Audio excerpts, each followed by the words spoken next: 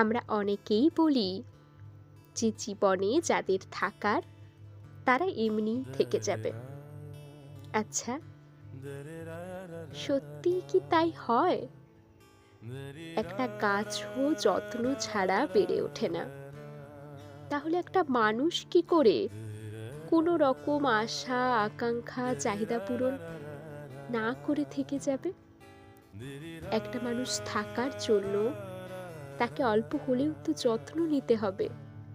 সেই মানুষটারও তো অভিমান হয়, রাগ হয়, তারও তো অনুভূতি আছে। তাই যাকে রাখার তাকে যত্ন সহকারে রাখা উচিত।